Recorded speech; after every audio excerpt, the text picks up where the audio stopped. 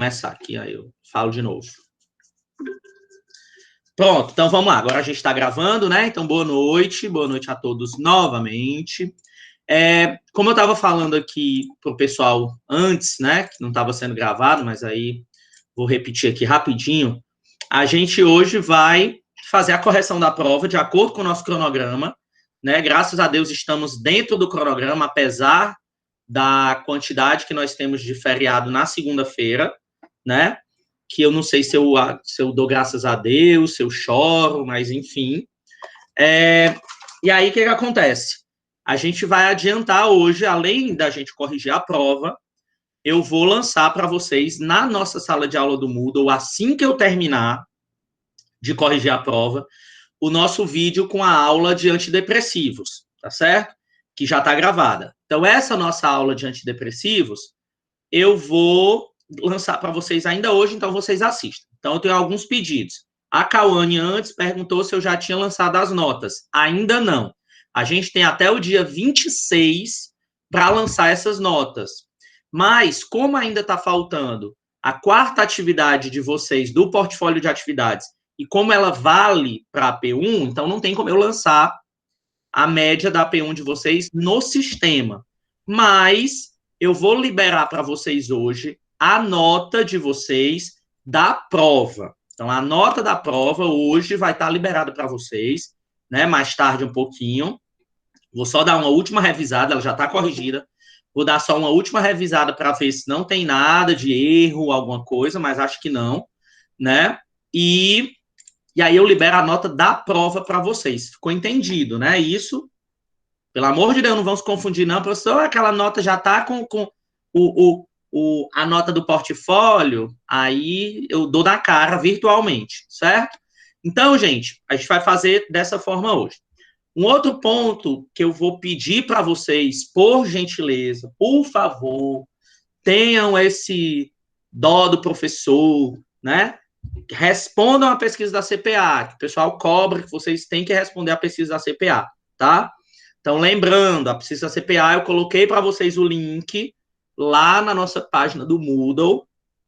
Ela é uma pesquisa anônima, então não vai saber o que foi que vocês escreveram. Então, façam lá, sejam sinceros nas respostas, tá? Se vocês colocarem comentários, os comentários, eles são anônimos também.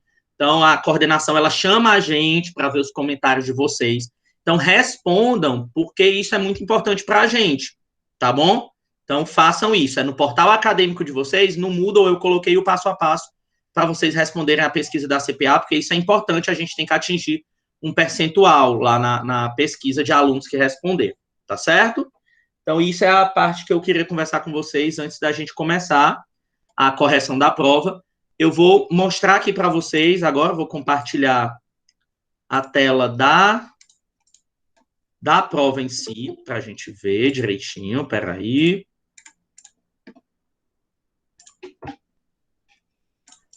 E aí eu já libero aqui para vocês, só um instante, por favor. E a P1, pronto. Vamos lá, ver se vocês estão vendo direitinho aí. Quando vocês já estiverem enxergando, né? O que você acha, Lia? Quando vocês já estiverem enxergando, aí vocês me falam. O que você acha, Lia? Eu tô brincando, viu? Porque na hora que a bicha apareceu, a Lia entrou.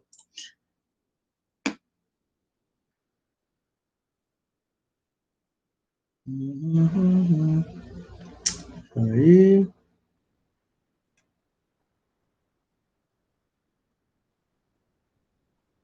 Tá dando para ver aí já? Tá, né? Então, ótimo. É o seguinte, vamos lá. Então, começando aqui, deixa eu antes, né? Dar os parabéns mais uma vez para a Rebeca, que fez aniversário lá no começo do mês, a Rebeca Bruna.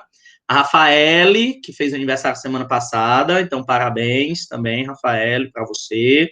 A Sara fez lá no começo do mês, eu acho que eu já dei também, a Sara Rios, já dei parabéns para ela, né? E o restante das pessoas desse mês é só na semana que vem, que vão ganhar os parabéns do tio, tá certo? Então, bora nós. Gente, aqui no começo da prova, tá? A gente tem falando aqui sobre a avaliação, Eu disse para vocês, né, lembrar de preencher tudo corretamente. O que foi que eu disse para vocês lá no começo da... Peraí, eu estou confundindo aqui. Tem um monte de janela aberta, deixa eu só fechar aqui, gente, que acaba confundindo tudo aqui. Aqui. Também. Aqui também. Pronto, fechei tudo aqui. Então, gente, seguinte. Foi que eu disse para os bonitinhos lá no começo do semestre, antes da prova, eu digo, leiam direitinho a prova, tá?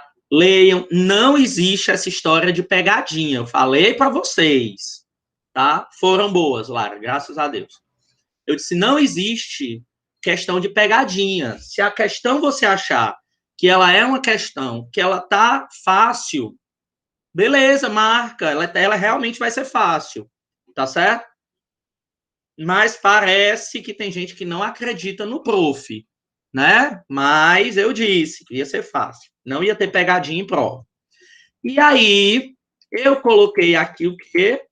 Todas as respostas deverão ser escritas por vocês, com suas palavras, sendo proibida a cópia e a colagem da internet, mediante punição com nota 0. O formulário é enviado ao Plagium, que é um software que todo professor tem, para verificar a cópia. Por isso, provas parecidas nas questões discursivas serão avaliadas.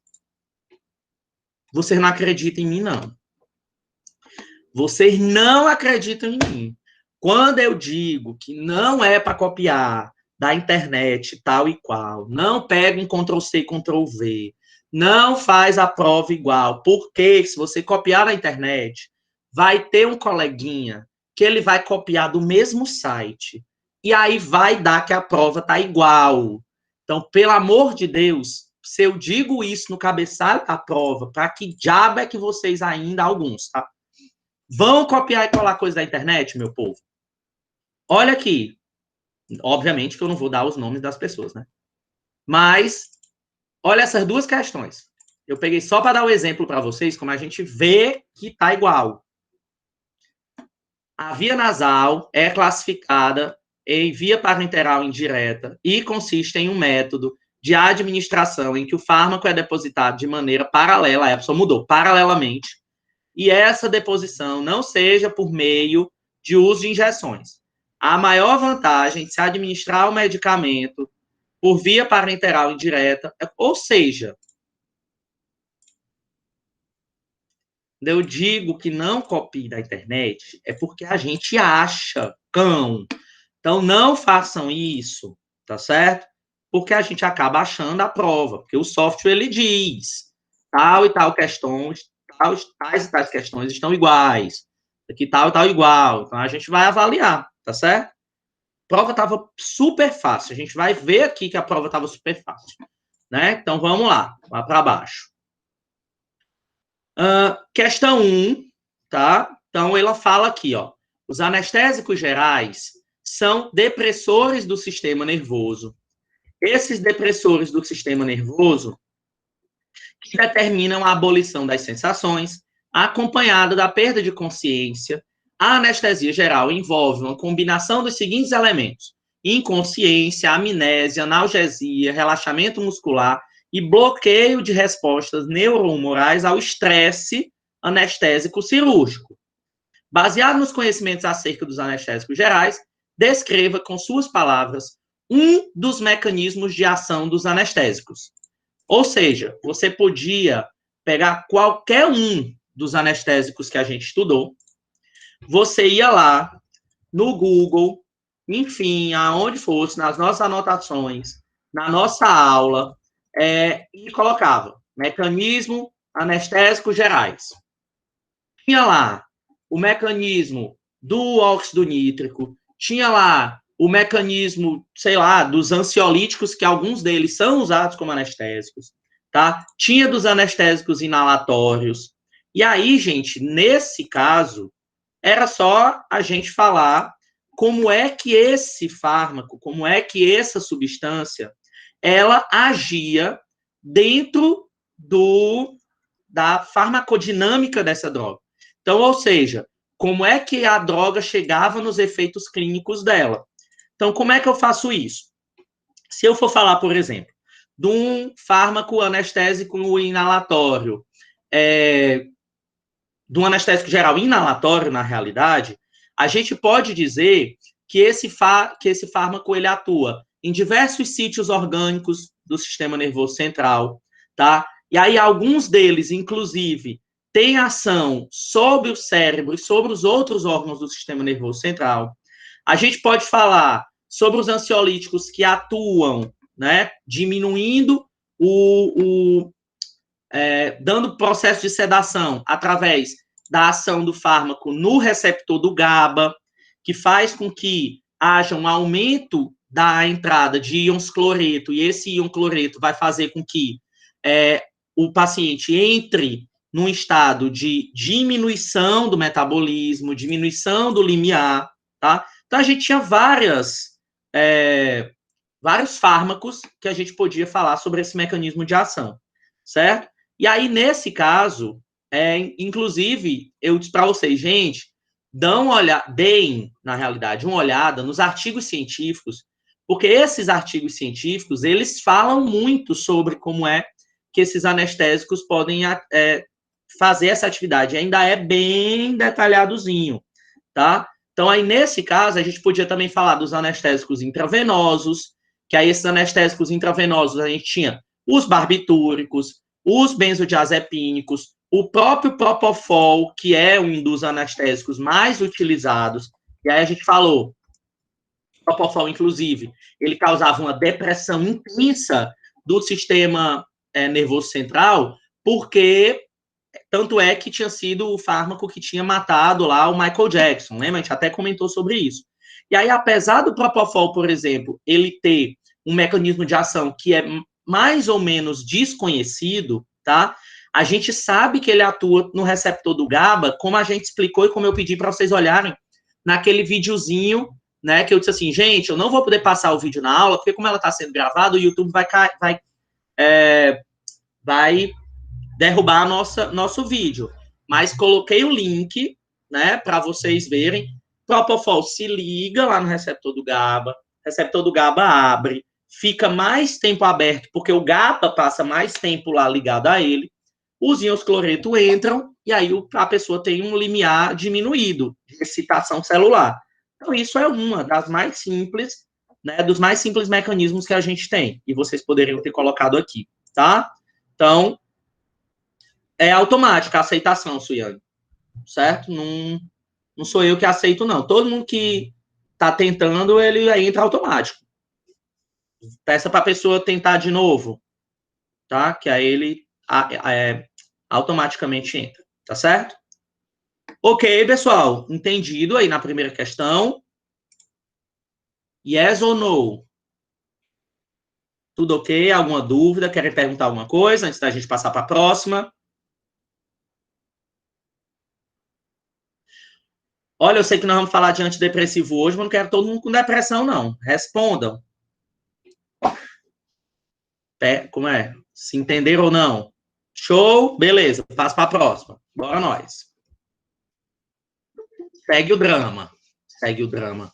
Ah, bicha nojenta, que conversa de drama, que é a prova fácil daquela. Então vamos nós. Próxima.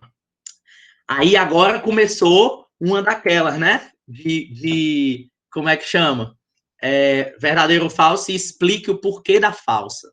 Aí essa daí é aquela, né, que vocês amam, né, esse tipo de questão. Mas é o jeito, bebê. Quando tem que fazer prova online, é tentando de todas as formas fazer com que vocês não deem uma espiadinha no do colega, tá? Então, verifique se os itens abaixo são verdadeiros ou falsos, explicando o porquê das questões falsas estarem erradas e escrevendo no campo explicação. Então, vamos nós. Questão 2. Os fármacos administrados por via nasal são contraindicados em casos em que o paciente está vomitando. Aí eu vou dar uma dica para vocês. Não compliquem o que não é complicado. tá? Não vão inventar de... Não, vamos passar... Primeiro essa daqui, depois eu digo a explicação. Essa daqui é verdadeira ou ela é falsa?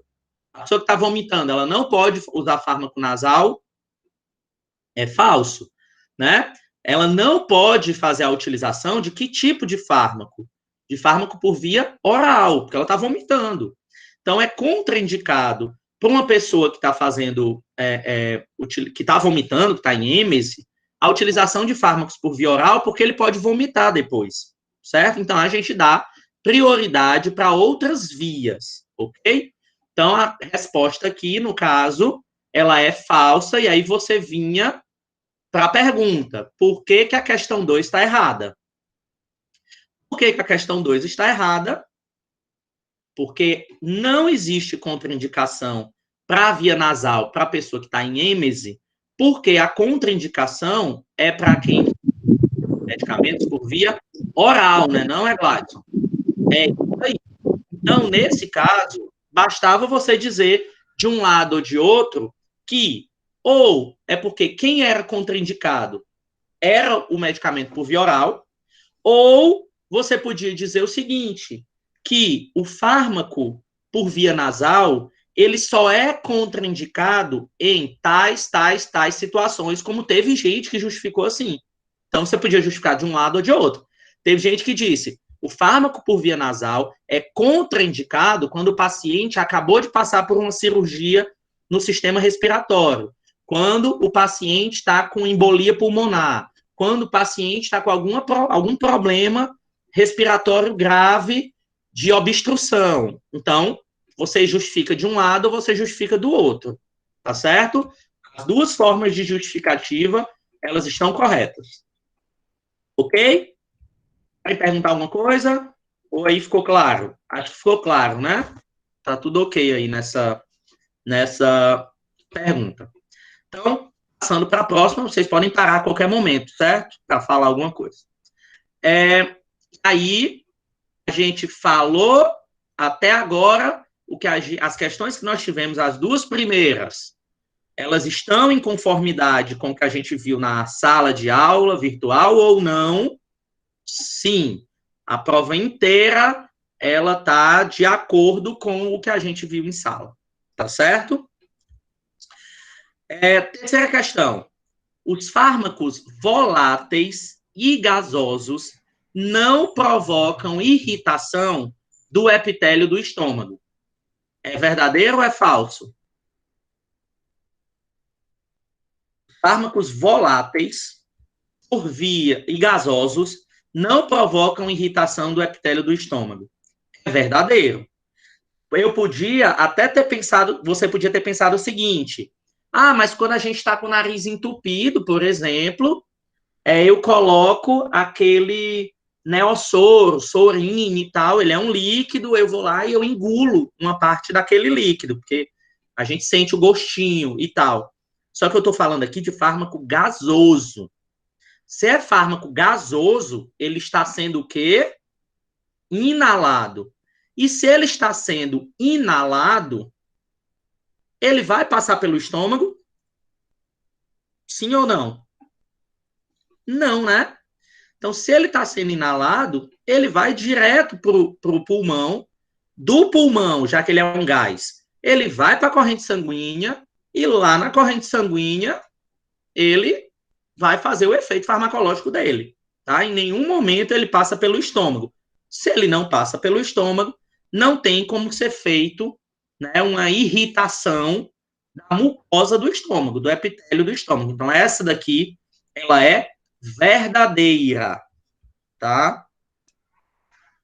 Se tiver algum tipo de irritação, aonde é que vai ser? No epitélio do trato respiratório. Pode ser na mucosa nasal, pode ser na laringe, pode ser no brônquio, pode ser no pulmão. Então, não tem nada a ver com o estômago, tá certo?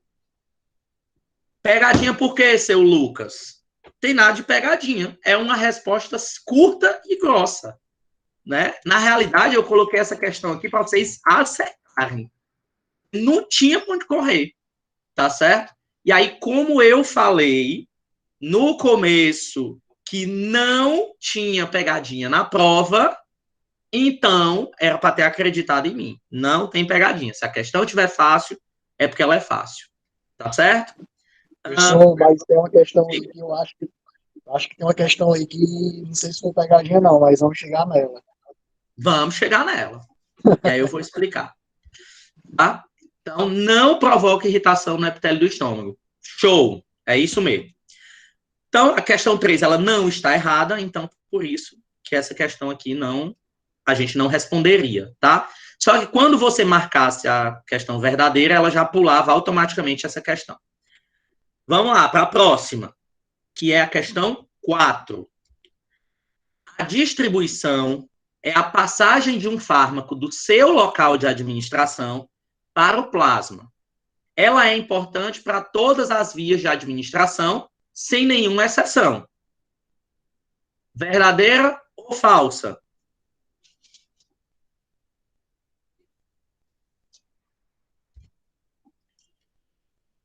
Falsa por quê? Eu acho que essa aqui eu acho que era uma pegadinha, porque quem faz a passagem não é a distribuição, é a absorção, né? Ou seja, você respondeu.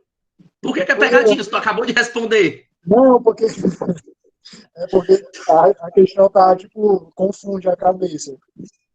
Não venha com essa, não. O bom é que o Egladson vai dizer que a questão é pegadinha, aí ele responde certo a questão. Como é que é pegadinha se tu respondeu certo, homem de Deus? Então, nesse caso, a questão ela é falsa. Por quê? Porque, na realidade, a passagem de um fármaco do seu local de administração para o plasma, na realidade, ela é a absorção.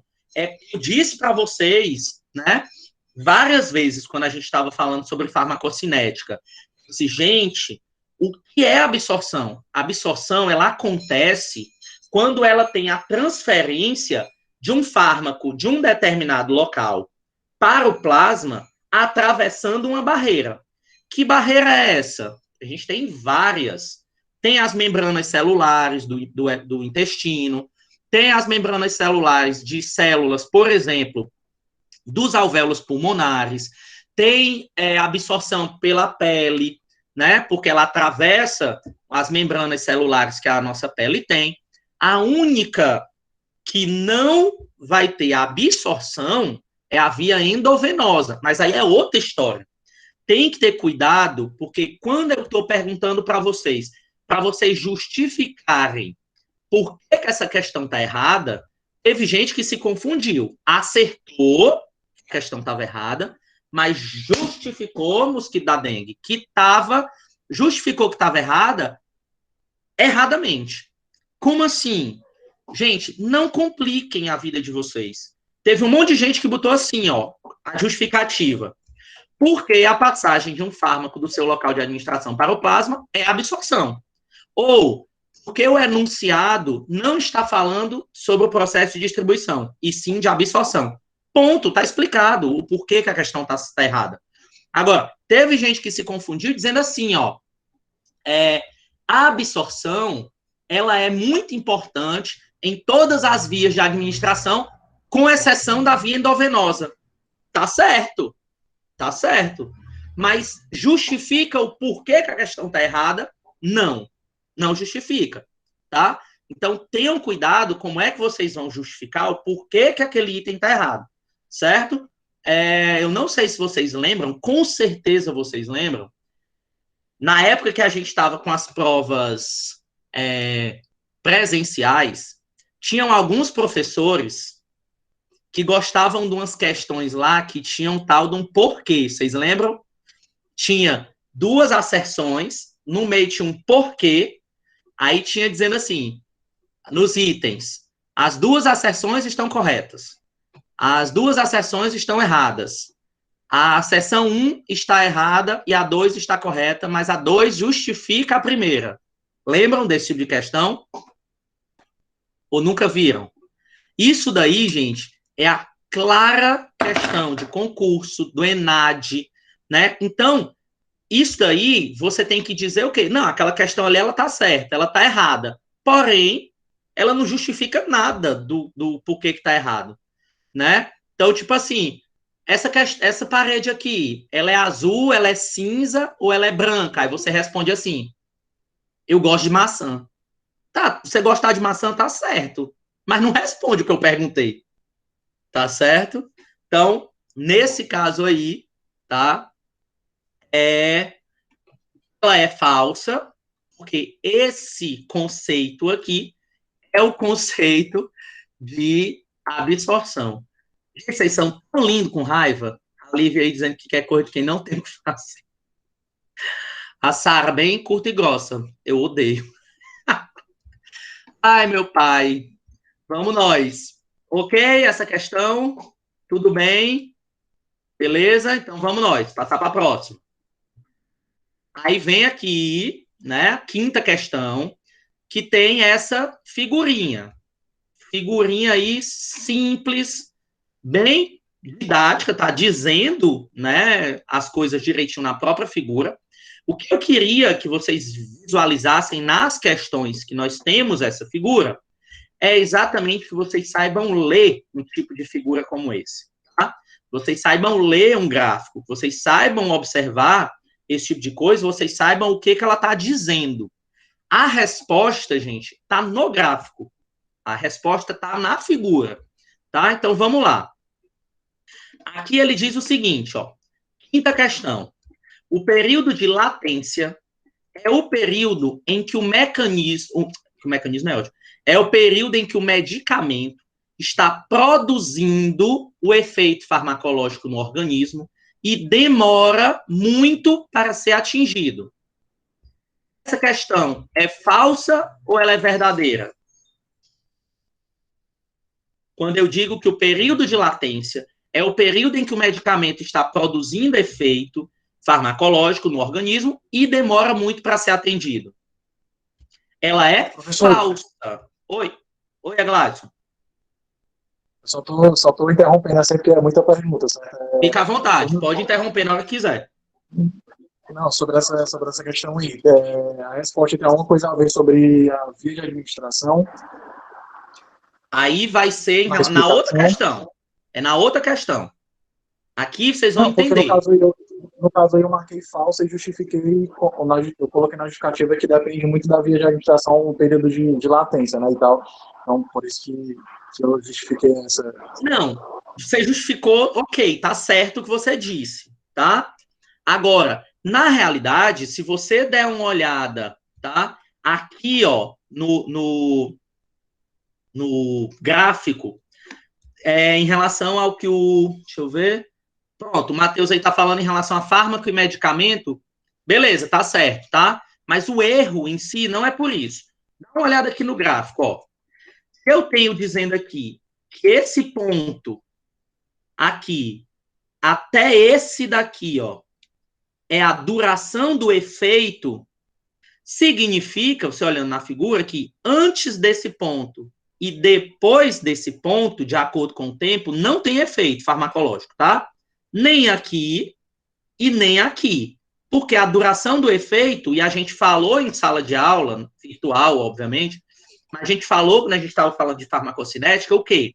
Pessoal, tem duas linhas, e essas duas linhas, uma delas é a linha de efeito, e a outra é a linha de toxicidade, ou reação adversa. O que é que a gente quer? A gente quer que o fármaco ele permaneça entre as duas linhas, a concentração dele no sangue. Por quê? Porque o tempo que ele fica entre a linha tóxica e a linha de efeito é quando o medicamento, ou o fármaco, ele está gerando um efeito farmacológico. Enquanto ele não chegar nessa linha, ou depois que ele diminuir, passar da linha, o efeito acaba. Então, nessa questão, ela é falsa, por dois motivos que você podia justificar. O primeiro, o período de latência, você não tem efeito farmacológico. Não tem. Porque ele é o período que o fármaco ainda está aumentando a sua concentração para chegar na linha de efeito, que é onde ele vai exercer aqui, ó, a duração do efeito farmacológico. Então, no período de latência, não tem efeito farmacológico acontecendo ainda. Então, esse é um ponto que você podia dizer. O segundo ponto, cadê? O período de latência demora muito para ser atingido. Não necessariamente. Na realidade, o período de latência, de acordo com, que aqui, né, ó, é para observar a figura abaixo, o período de latência, ele demora um períodozinho super curto. É muito rápido. Aqui, ó, o tempinho do período de latência. Então, na realidade, ele não é demorado. Ele não demora para ser atingido, tá? Ele é, na realidade, bem rápido. Nesse caso aqui que a gente está vendo, nessa figura. Aí o Egladson perguntou, professor, tem esse tempo de latência tem a ver com a via de administração? Com toda certeza. Tem a ver com a via de administração. Se você, por exemplo, coloca numa via de administração intramuscular, ela é super rápida. Em comparação com a via oral, que a via oral ela leva mais tempo, ela leva 40 minutos, 50 minutos. Uma via intramuscular, ela leva 5, 4 minutos às vezes, tá certo? Então, depende da via, Beatriz. Depende da via, sim. Mas aqui, o período de latência, ó, não demora para ser atingido. Na realidade, ele é rápido. Você podia justificar das duas formas. As duas formas estão corretas. Ou porque o período de latência não é demorado, na realidade ele é rápido, ou porque o período de latência não tem efeito farmacológico ainda. Ele vai ter depois. No período de latência, como o nome mesmo está dizendo, não tem ação farmacológica. Tá certo? Essa daqui é falsa e essa é a justificativa da quinta questão. Beleza? Entendido essa quinta questão? Posso passar para a próxima? E aí, Matheus, posso passar? Sabrina, ok. Tatiana, Magda, beleza, né? Então, vamos lá, para a próxima. A mesma figura igual, certo? E aí, ele pergunta, essas curvas podem ser alteradas em caso de patologias como a insuficiência cardíaca, renal, hipertiroidismo, dependendo da via de administração. Essa questão era a questão talvez mais difícil da prova. Era você conseguir identificar essa questão. Tá? O que eu estava querendo falar com ela. Porque toda prova, óbvio, tem um monte de questão fácil e tem uma que ela é mais difícil. Na minha concepção, nessa prova, essa daí era mais complicadinha para você só raciocinar. Depois você entendesse o que essa figura estava querendo dizer, você fechava total aí a resposta, tá? Então, essa curva aqui, ó, essas curvas, na realidade, tá? Que são as curvas de ação farmacológica de qualquer fármaco. Funciona mais ou menos dessa forma. Podem ser alteradas em caso de insuficiência cardíaca, insuficiência renal ou hipertiroidismo, dependendo da via de administração? Sim. Aí a gente tem, né, que pensar, tá certo? No porquê, tá? Essa daqui ela é verdadeira. Por que ela pode ser alterada com insuficiência cardíaca, renal ou hipertiroidismo? A questão, Sabrina, dependendo da via de administração, foi o que eu expliquei agora há pouco, tá? Acho que foi o Egladson que perguntou, não, foi a Beatriz, se eu não me engano. Foi, né? Foi o Egladson, pronto. Então, a via de administração é dependente por causa disso. Agora, por que a insuficiência cardíaca, a insuficiência renal ou hipertiroidismo pode alterar a curva? Quem é que pode me explicar? Se errar, não tem problema, não. A gente está aqui. Quando a gente conversa depois sobre a prova, também é uma forma de aprendizado. Tá? Por isso que é tão importante que o professor comente a prova depois com os alunos, para a gente comentar item por item. Vocês sabem? Imaginam por quê? E aí, Matheus Medeiros? Matheus chegou hoje bem caladinho. Porque vai demorar mais no processo de absorção. Talvez, Everlane, demorasse o processo de absorção se na questão eu dissesse o seguinte, que o paciente ele tinha feito uma cirurgia de remoção de uma parte do intestino. Aí essa curva ia ser alterada, porque ele ia demorar mais para ser absorvido, já que a pessoa tem um intestino menor, tá? Então aí sim, mas nesse caso não é por causa da absorção. A Bia está perguntando, a circulação, sim, a circulação sanguínea, ela vai influenciar. Por quê, pessoal? Como o paciente tem insuficiência cardíaca, significa que o coração dele bate mais fraco. Concordam? Se ele bate mais fraco, o fármaco que está na corrente sanguínea, ele vai demorar mais tempo para ser distribuído.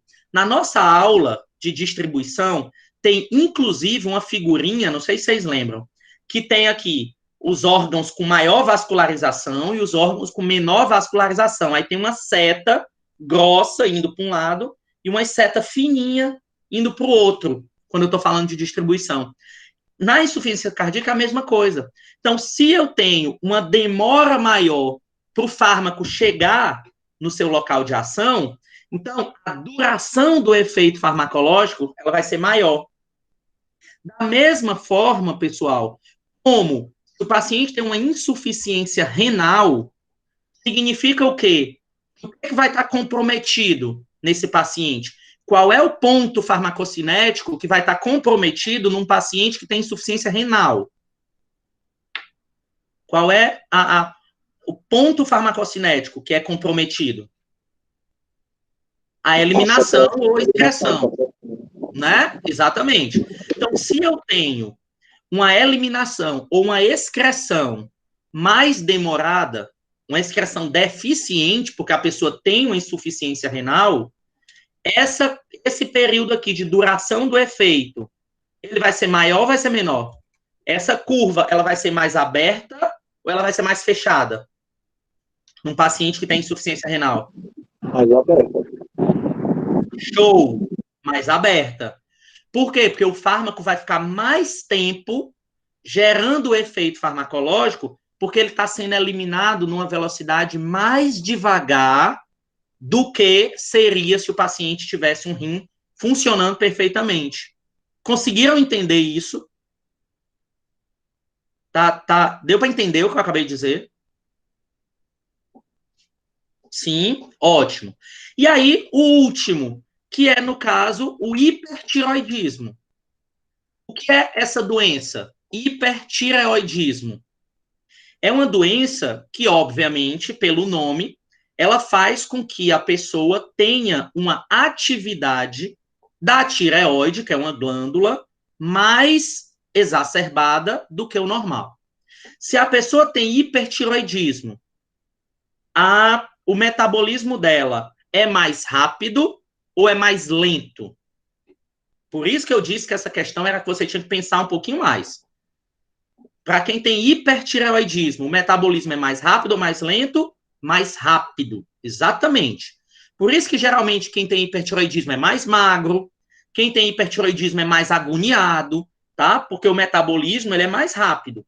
Se o metabolismo é mais rápido, essa curva ela vai ser mais alargada ou ela vai ser mais o período de ação vai ser mais lento, quer dizer, desculpa, o período de ação vai ser durante mais tempo ou menos tempo? Essa curva vai ser mais alongada ou ela vai ficar mais íngreme?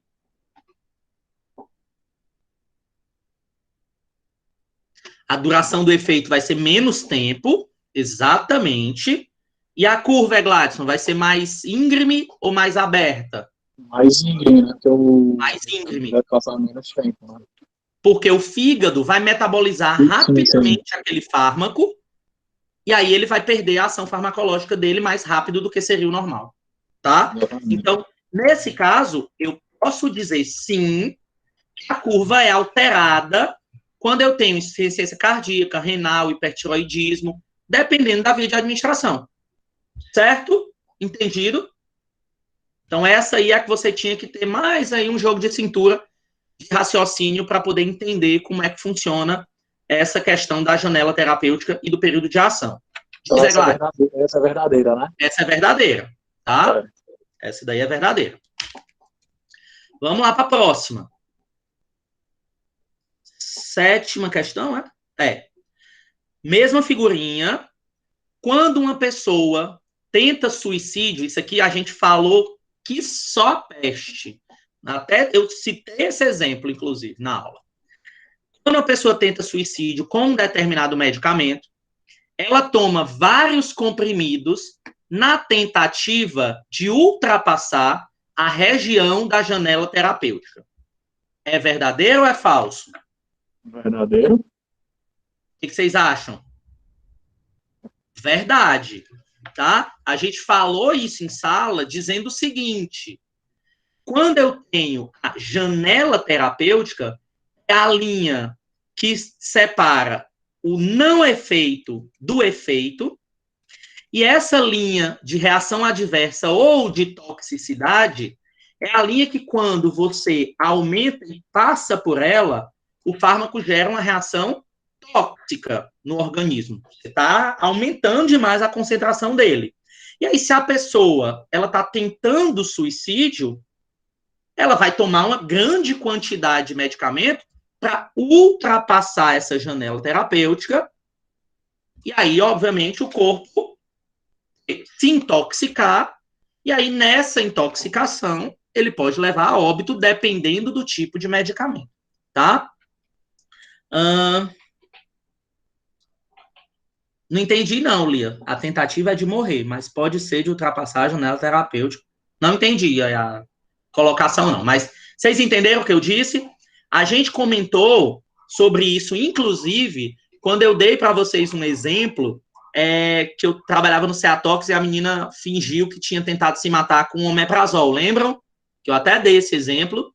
Eu digo, gente, ela vai tomar muito omeprazol, mas ela vai passar da janela terapêutica. Só que o omeprazol não vai causar uma intoxicação que essa pessoa vai levar ela à morte. Agora, quando a gente estava falando sobre... foi na mesma história. Quando a gente estava falando da aula de anestésicos, eu disse assim, com fenobarbital, por exemplo, que é o Gardenal, ela teria conseguido, porque ele é um medicamento mais antigo, e é um medicamento que, inclusive, tem muita gente que tenta suicídio com ele, tá? Então, essa tava, né, de você pensar, janela terapêutica, eu tô olhando ali a figura, a pessoa tá tomando grande quantidade de medicamento, é porque ela quer que a concentração, ó, vá lá para cima. E aí, se a concentração vai lá para cima, aqui, ó, ela vai subir e vai passar do que a gente chama de janela terapêutica. Certo? Ok? Entendido? E aí ela é verdadeira, tá? Para deixar claro, então, ela é verdadeira, você não precisava explicar, né? Porque ela era verdadeira, ok? E aí, vamos aqui para penúltima questão. Essa penúltima questão nós falamos, eu dei esse exemplo também em sala, quando a gente estava falando do receptor do GABA. Vamos nós. Os cientistas costumavam pensar no álcool como um desregulador da membrana com efeito generalizado em todo o cérebro, já que a pequena molécula ela pode se difundir livremente através da barreira hematoencefálica, ou seja, ela é uma molécula tão pequena que a barreira hematoencefálica, que é uma peneira que o nosso corpo tem para que nem tudo que está no sangue passe para o sistema nervoso, né, já que ele precisa fazer essa filtração, a molécula do álcool ela é tão pequena que ela consegue ultrapassar essa barreira sem ser filtrada, tá? E aí, eles agora sabem que existem células específicas no cérebro que o álcool atinge ao se ligar a certas bolsas hidrofóbicas nos receptores de superfície. Então, já deixei a dica aí dos receptores. Em que receptores relacionados ao texto o álcool se liga para gerar os seus efeitos? Qual é o receptor que o álcool se liga para gerar o efeito que ele tem no sistema nervoso central? Answers. Resposta. Foi o receptor que a gente mais falou, gente.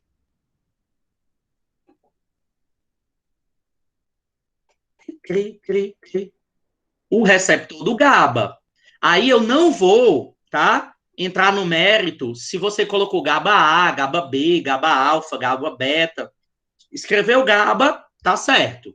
Então, no receptor do GABA é onde o álcool se liga. Até na nossa figurinha, quando eu mostrei para vocês, a gente tinha o receptor do GABA, parecia um chuchu, ele tinha várias partes, né? Aí eu disse, gente, tinha lá na figura. O benzodiazepínico se liga aqui, o fenobarbital, né, os barbitúricos se ligam aqui, e o álcool se liga aqui. Porque aí o que ele faz? O álcool, no início, ele dá uma sensação de euforia, mas quando o tempo vai passando, ele ativa os canais do GABA, e como o GABA ele é um neurotransmissor inibitório, a pessoa no álcool entra num estado de depressão do sistema nervoso central. Tanto é que quando a pessoa ela vai tomando bebida, ela pode entrar em coma alcoólico. Por quê? Porque deprimiu o sistema nervoso ao ponto de ele estar completamente inibido. Tá? Então, o receptor é o receptor do GABA, ok? Não vou considerar se você receptor beta, alfa, ômega, enfim, tá?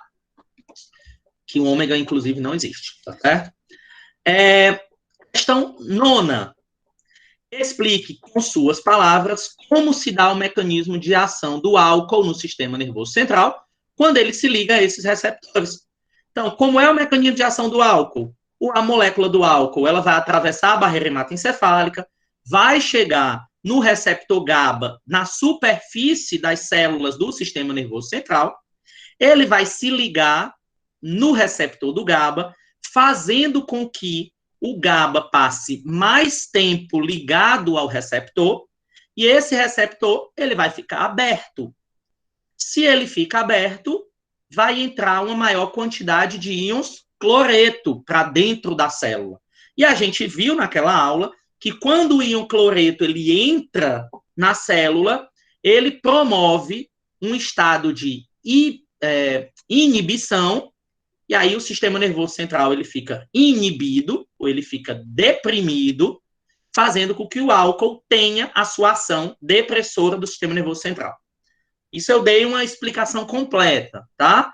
Mas é mais ou menos seguindo essa linha de raciocínio quando a gente está falando sobre o mecanismo de ação do álcool, que aí tem todo canto, né? Explicando como é que o álcool atua no sistema nervoso central. Certo? Entendido? Eu vi que vocês colocaram aí GABA, receptor do GABA. Ok, é isso mesmo. E aí, botei aqui para você ler a última questão com atenção, já para você saber que era a última e não apertar no botão enviar sem querer. Suponha que você é um professor de farmacologia, terá uma aula com seus alunos na próxima semana sobre interações entre medicamentos ou fármacos e alimentos, em que serão utilizados casos clínicos, que é uma história que deve ser contada em detalhes e que traga informações fundamentais para a resolução de um probleminha. Por isso, para isso, na realidade, você tem que criar uma dessas histórias de modo que, ao final, seus alunos tenham que debater sobre o que foi contado e indicarem o problema passado e como ele pode ser resolvido. Porém, você gostaria da opinião do diretor da faculdade, que sou eu, obviamente, né? Porque eu me boto logo lá em cima, tá? A gente tem que ser rico, pelo menos no mundo virtual, né? Na fonte imaginária de vocês. Para saber se o caso clínico que você criou tá bom ou não tá certo? O jeito dali, ó, doido para roubar o lugar da Edna. Meu filho, quando for tá? Eu vou tomar o lugar do Bolsonaro. Eu vou presidente da República para cima, tá certo? Tá, por fora. Então, ó, questão 10. Sendo assim, você ia criar um caso clínico com o nome Interações Fármaco-Nutrientes, que contenha dados como histórico e características do paciente. Como assim? Como é que você vai dizer histórico e característica do paciente?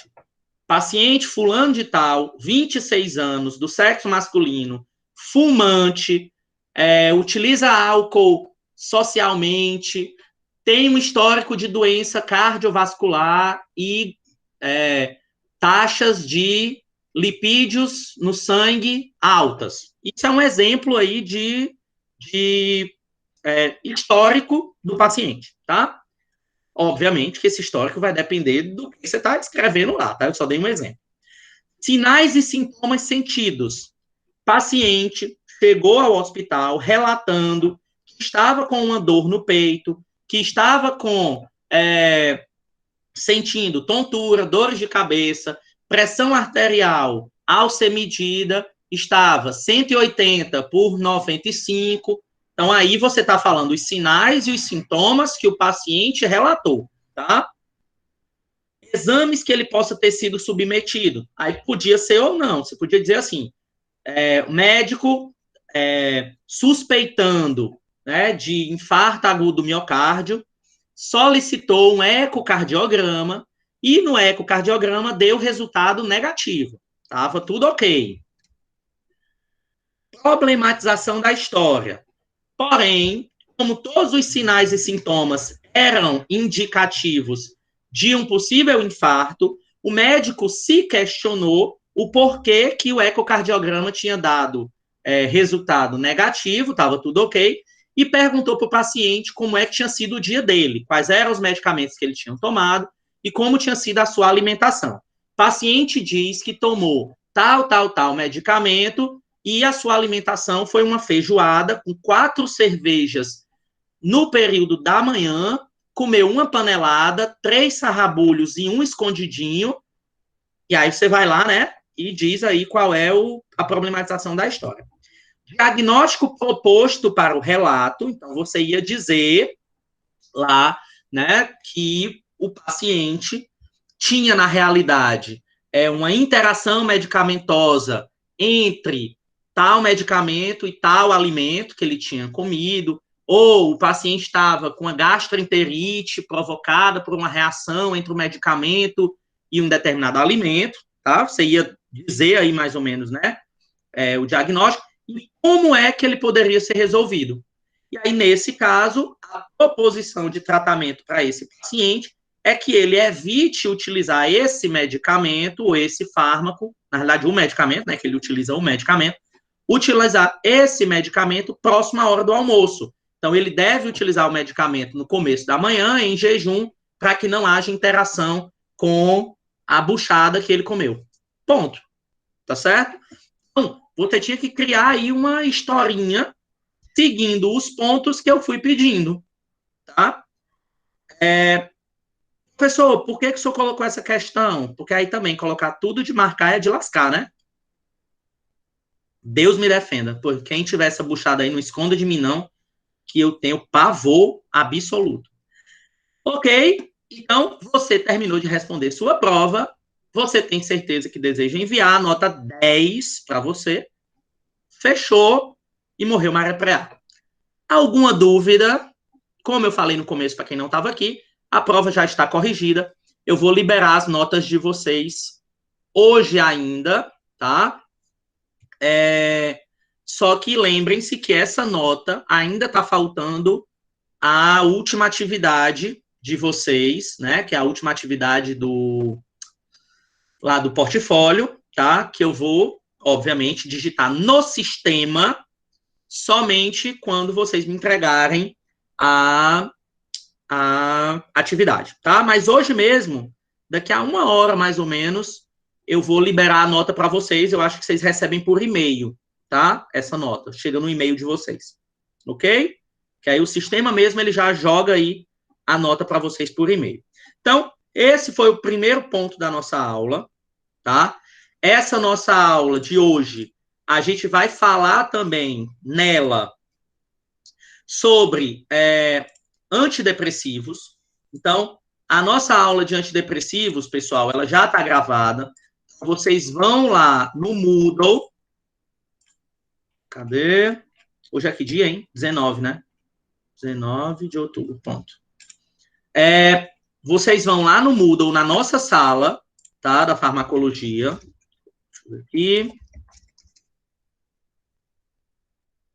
E vocês vão assistir a nossa aula de antidepressivos, ela tem 50 minutos, ela foi postada nesse exato momento, e aí, durante esse período que vocês estiverem assistindo essa aula, eu vou dar uma última revisada para ver se está tudo ok nas provas de vocês e já libero a notinha. Deixa eu ver aqui. Ixi, Maria, arruma de... Não ocupei a parte do portfólio.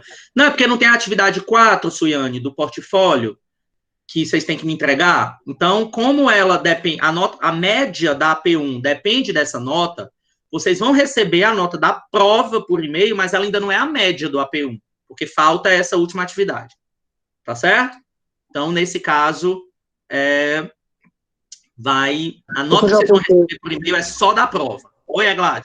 O senhor já postou essa atividade? Já. Tá lá.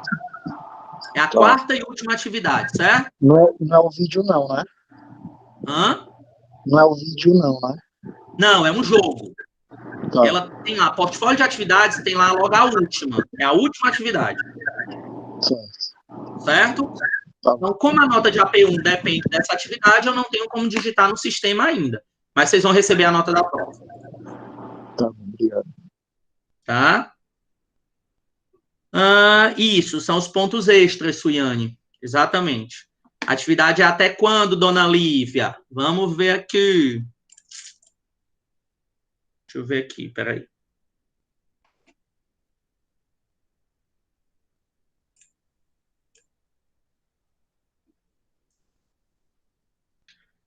A data da entrega, ela é até o dia 24, tá? Por quê? Porque dia 26, eu preciso que vocês... eu preciso digitar as notas de vocês até o dia 26, tá? Então, fica a entrega para o dia 24, para que eu tenha tempo de corrigir, e aí eu digitar as notas até o dia 26, certo? E aí, obviamente, nessa atividade não vai ter, como é que chama? Postergação, porque não tem como eu botar mais para frente, porque eu tenho que digitar as notas de vocês até o dia 26. Compreendido? Lindos e lindas, tudo ok? Então, beleza. Vão assistir a aula que eu acabei de postar. E é mais uma vez, para quem não estava aqui, por favor, respondam a pesquisa da CPA lá no portal acadêmico de vocês, tá? Então, lá no portal acadêmico, tem lá a pesquisa da CPA para vocês responderem, respondam que ela é muito importante, tá, gente? Então, se vocês tiverem alguma dúvida, perguntem agora, se não, estão liberados para ir assistir a aulinha de antidepressivos, que está super legal, é um assunto super bacana, tá? Então, aproveitem para vocês darem uma olhadinha e entenderem aí sobre os antidepressivos, tá? Então, beijo, gente. Uma boa noite. Magda, quem não fez a AP1, vai fazer a substitutiva no final do semestre, tá certo? Então, você faz a prova substitutiva que vai ter no final do semestre, tá bom? Então, beijão para todos.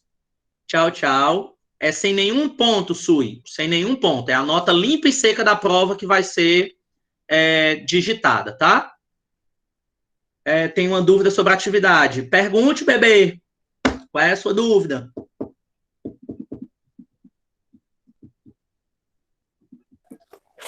Pronto, professor. Vou ligar aqui o microfone, fica melhor para falar. É porque, assim, a tela do podcast, eu ajudei as meninas a fazerem, né? Até porque meu notebook estava quebrado e tal. Aí eu não enviei. Só que, tipo assim, eu fiz toda a ponte, ajudei ela as duas meninas em questão dos textos e tal. Aí eu não enviei porque eu considerei que se eu não fosse aceitar a minha atividade, porque, tipo, eu não falei no áudio, entendeu? Não. Você não participou? Sim. Então, você tá valendo o ponto, meu Deus. Oxi.